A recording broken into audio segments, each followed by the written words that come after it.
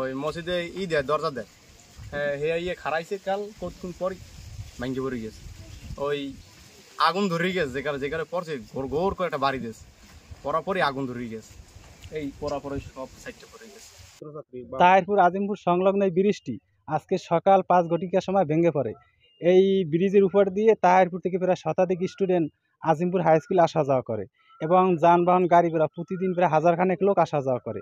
তাই অতি দ্রুত এই ব্রিজটি মেরামতের জন্য বা মোটামুটি মানুষজন আসা যাওয়া করতে পারে সেইটা ব্যবস্থা নেওয়ার জন্য ঊর্ধ্বতন সিনিয়র কর্তৃপক্ষের দৃষ্টি আকর্ষণ করে। এই বৃষ্টি পড়ার পর আসলে এই অঞ্চলের যে মানুষের যাতায়াতে তো বিঘ্নিত হচ্ছেই এবং এটার সাথে রিলেটেড যেমন অটো ভ্যান এরপরে মোটর বাইক এই রাস্তা থেকে চলাচল করতো তাদের চরমভাবে এখন রুজি রোজগারে বিঘ্নিত হচ্ছে এখন এবং মা বোনদেরকে নিয়েও চলাচল এবং এই এটা দক্ষিণ পাড়ে যেমন আজিমপুর প্রাইমারি সরকারি প্রাথমিক বিদ্যালয়, মুসলিয়াবাদ একে মাধ্যমিক বিদ্যালয়, মুসলিয়াবাদ সিনিয়র মাদ্রাসা, এরপরে এপারে রয়েছে খানাবাদ ডিগ্রি কলেজ। তো সব মিলিয়ে আর কি চরম একটা ভোগান্তি। তো আমাদের যেটা দাবি সেটি হচ্ছে দ্রুত এই ব্রিজটি নতুনভাবে নির্মাণ করে দিলে ভালো হয়। ব্রিজটা দীর্ঘদিন পর্যন্ত আমরা ভোগান্তিতে আসলাম, খুব কষ্টে পারাপার হয়েছি। তো আমাকে ওই ব্রিজে ওই পাটাতন দিয়া গাড়ি ঘোড়াও কিছু কিছু পারাইছে। তো 1-1.5 বছর 2 বছর পর্যন্ত আমরা অনেক মিডিয়ায় জানাইছি, এলাকার মধ্যে যারা সিনিয়র লেভেলে রাজপথে যারা ইয়া করে তাদেরকেও জানাইছি, ভারপ্রাপ্ত চেয়ারম্যানে জানাইছি। তো এরা আইয়া সবসময় ভিডিও করে নিয়েছে, মানে ব্রিজ কোনো নির্মাণও করে নাই আর নতুন কোনো ইয়া হয় না। তো আমরা চাই যাতে দ্রুত এই ব্রিজটা নতুন করে আবার হোক। আমরা এপার ওপারে সমস্ত মানুষ অনেক ভোগান্তিতে আছি, যত দ্রুত এই ব্রিজটা হইলে।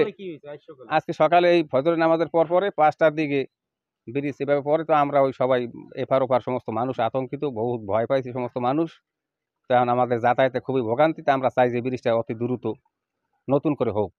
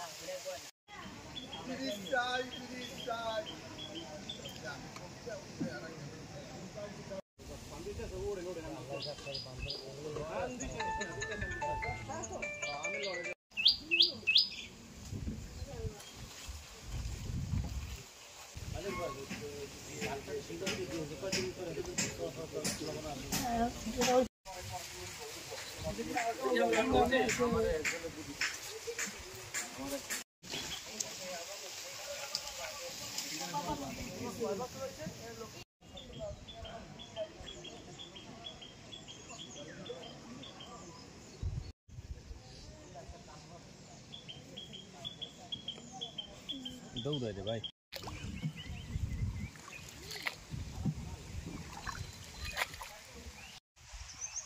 রেডি